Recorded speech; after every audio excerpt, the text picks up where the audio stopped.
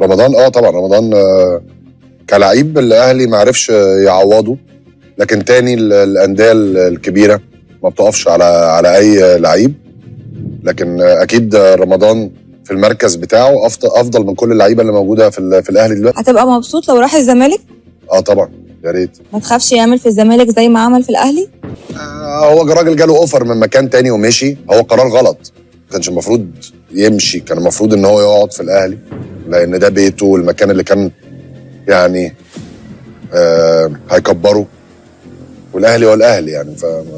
فاكيد انا شايف ان هو ما كانش قرار صح ليه، لكن في النهايه دي الكوره، هو راح مكان وشغال بشكل كويس وراح نادي بيقدره بشكل كويس، وبيراميدز الناس عاملين شغل كويس جدا. لكن اتمنى اشوف رمضان صبحي في الزمالك، اتمنى اشوف رمضان صبحي في الزمالك. طب ليه ما اتكلمتش عنه زي ما اتكلمت عن الحضري؟ ماله؟ ان الحضري مشي من فجأة من كذا مكان. لا رمضان ما هربش، رمضان كان اعاره من ناديه من هادرسفيلد، واعارته انتهت وبيراميدز اشتروه من رمضان هو الحضري، هو حسام حسن، هو مش عارف ايه، سوا بيحاولوا يروقوا رمضان ويدلعوه عشان يشتروا ود يروح الزمالك. يا عم اتكل على بقى انت ورمضان، تعبنا. لو اي حد تاني غير الحضري خد الخطوه دي كان ممكن الناس تتفاجئ، لكن اعتقد لما الحضري خد القرار ان هو يرحل على المنتخب الاولمبي في الوقت ده الناس كلها ما كانتش متفاجئه. تلمح ليه؟ متعودين منه على كده يعني؟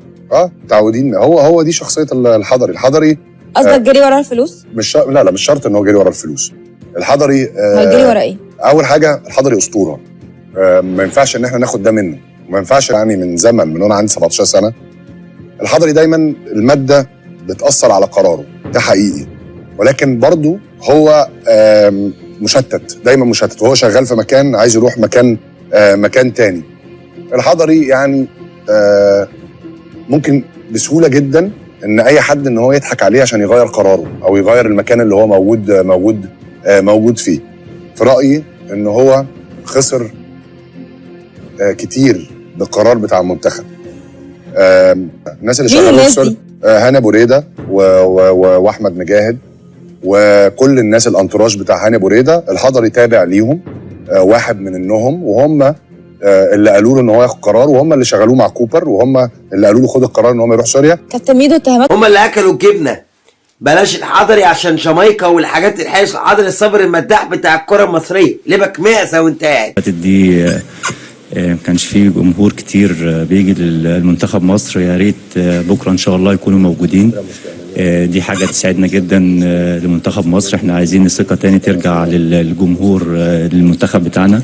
اللعيبه كلها بتتكلم اللي احنا محتاجين الجمهور يكون في ظهرنا، دي حاجه بالنسبه لنا الشعب المصري كله يكون موجود ان هو يشجع المنتخب، ده بالنسبه لنا تكون حاجه كويسه جدا للعيبه الموجوده. اللقب ده بيبقى موجود من الجمهور، تمام. بالنسبه لي انا بشوف شغل بس كويس في الملعب، وبشوف اهم حاجه اشتغل اكتر، ولو في اي حاجه بالنسبه لي يعني بتمرن اكتر وبجتهد اكتر في الشغل بتاعي. بالنسبه لي ده اهم حاجه، اكون في المنتخب او اكون في النادي بتاعي، اهم حاجه اكون مركز في الشغل بس.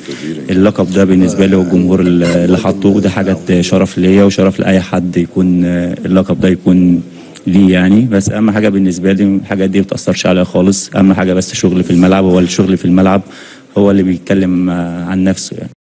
لا الشغل في الملعب باين الحقيقه، ولو مش صدق اسال صن داونز، هو يقول لك الشغل في الملعب ماشي ازاي. نركز يا شيناوي في الملعب عشان خلاص احنا اتخنقنا.